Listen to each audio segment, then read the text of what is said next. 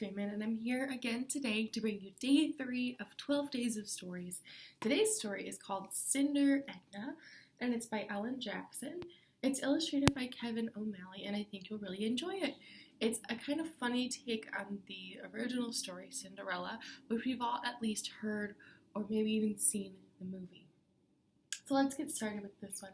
It's a little bit longer, so cuddle in, grab a snack, and enjoy. Here we go. Cinder Edna. I'm sure you can see. Once upon a time, there were two girls who lived next door to each other. You may have heard of the first one. Her name was Cinderella. Poor Cinderella was forced to work from morning till night, cooking and scrubbing pots and pans and picking up after her cruel stepmother and wicked stepsisters. When her work was done, she sat among the cinders to keep warm, thinking about all her troubles. Cinder Edna, the other girl, was also forced to work for her wicked stepmother and stepsisters, but she sang and whistled while she worked.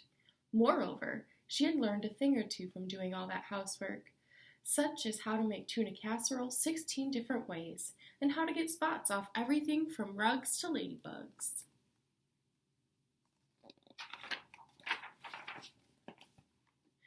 Edna had tried sitting in the cinders a few times, but it seemed like a silly way to spend time. Besides, it just made her clothes black and sooty. Instead, when the housework was done, she kept warm by mowing the lawn and cleaning parrot cages for the neighbors at $1.50 an hour. She also taught herself to play the accordion. Even with her ragged, sooty clothing, Cinderella was quite beautiful. Edna, on the other hand, wasn't much to look at. But she was strong and spunky and knew some good jokes, including an especially funny one about an anteater from Afghanistan. Now, one day the king announced that he would give a ball and that all the ladies of the land were invited. Cinderella's stepsisters set about choosing what they would wear. All day they ordered Cinderella around as they made their preparations. Cinder Edna's stepsisters were excited too. On the evening of the ball, they trimmed their toenails and flossed their teeth. They put on their most beautiful gowns and drove away, leaving Edna behind to clean up after them. Cinderella sat among the cinders and sighed, "Oh, how I wish I had a fairy godmother who could change these rags into a beautiful gown, so that I, too, could go to the ball." No sooner said than done. Cinderella did have a fairy godmother, and she just happened to be passing by.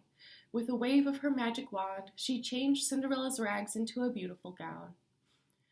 On Cinderella's incredibly tiny feet appeared a pair of dainty glass slippers. Cinder Edna didn't believe in fairy godmothers. Instead, she'd used her cage cleaning money to put a dress on layaway for just these kinds of occasions. "And my comfortable loafers will be perfect for dancing," she said as she slipped them on her feet.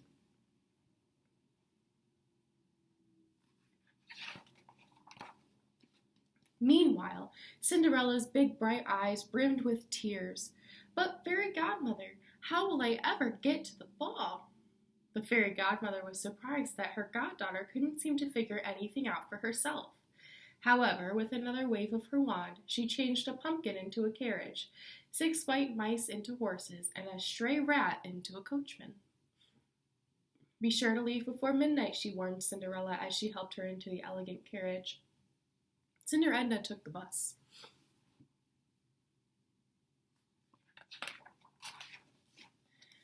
When Cinderella arrived at the ball, everyone thought she was a princess. The king's son Randolph was taken with her great beauty. He asked her to dance, but Cinderella could only sway a bit to the music. She was afraid of mussing her hair, and she knew those fragile glass slippers would break if she danced too hard. Just then, Cinder Edna entered the room. She made straight for the refreshment table and poured herself some punch. It was Rudolph's princely duty to greet everyone, so he came over to say hello. "What's it like being a prince?" Edna asked, to make conversation. "Quite fantastic," said the prince. "Mostly I review the troops and sit around on the throne looking brave and wise."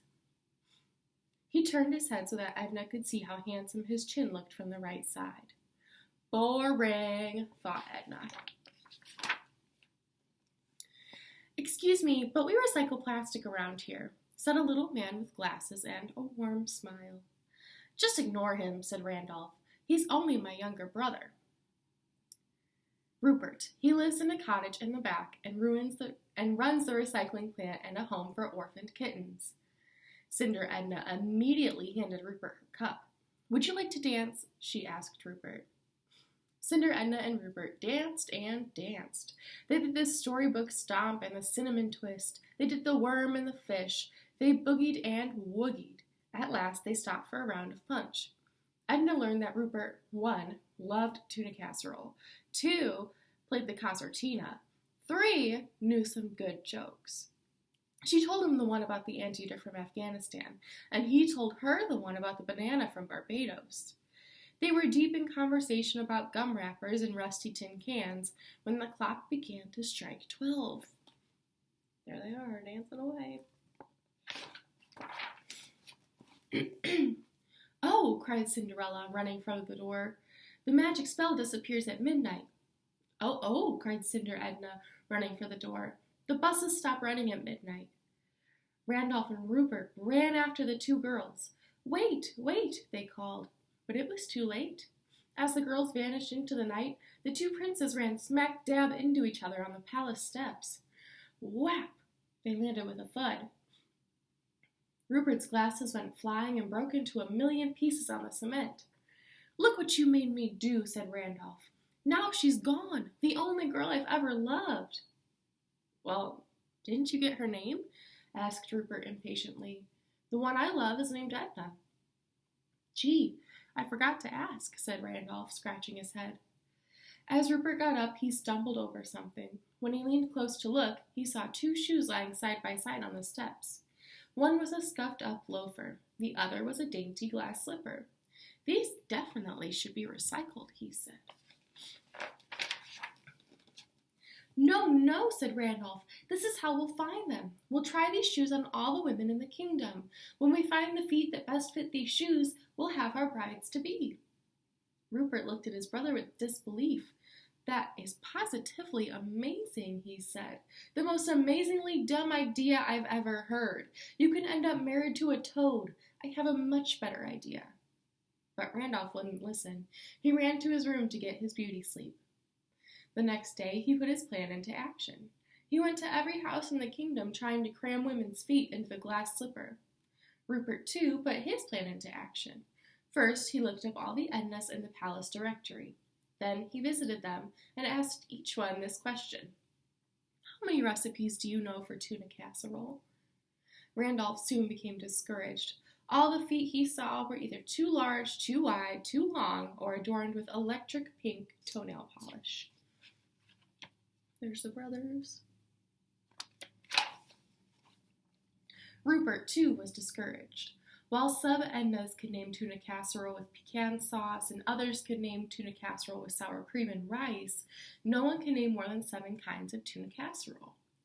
Finally, Randolph got to Cinderella's house. The cruel stepsisters were eager to try on the glass slipper, but of course it didn't fit either of them. Suddenly, Randolph noticed a woman in rags, sitting forlornly among the cinders in the corner. Something about her seemed familiar. Oh, miss, why won't you try this on? He suggested with trembling hands. Cinderella tried on the glass slipper, and it fit perfectly. Randolph swept her up in his arms and carried her away to the palace so that they could be married. Meanwhile, Rupert reached Cinder Edna's house. Her wicked stepsisters wanted to try on the loafer, but Rupert wouldn't let them try because they weren't named Edna. At that moment, Cinder Edna came in from mowing the lawn. Her heart almost stopped when she saw Rupert. He blinked nearsightedly at her. Without his glasses, Cinder Edna looked something like a large plate of mashed potatoes.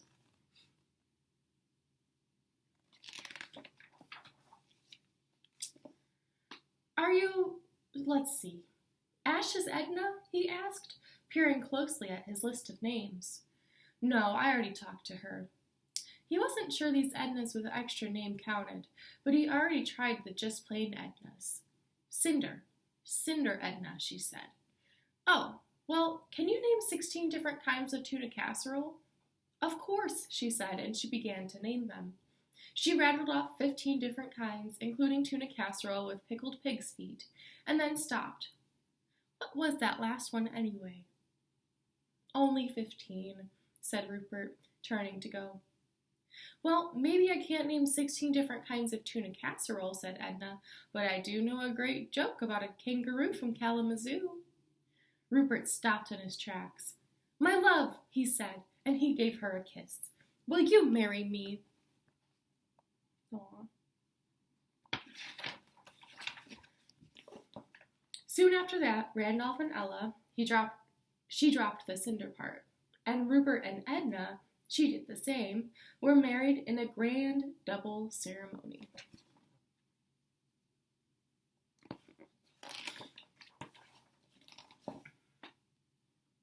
So the girl who had once been known as Cinderella ended up in a big palace. During the day, she went to endless ceremonies and listened to dozens of speeches by His Highness, the Grand Archduke of Lafargia, and the second deputy under-assistant of the Underwear. And at night, she sat by the fire with nothing to look at but her husband's perfect profile while he talked endlessly of troops, parade formations, and uniform buttons.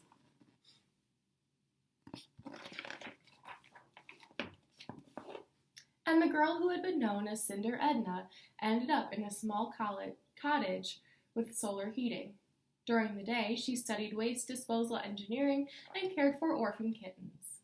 At night, she and her husband laughed and joked, tried new recipes together, and played duets on the accordion and concertina. Guess who lived happily ever after?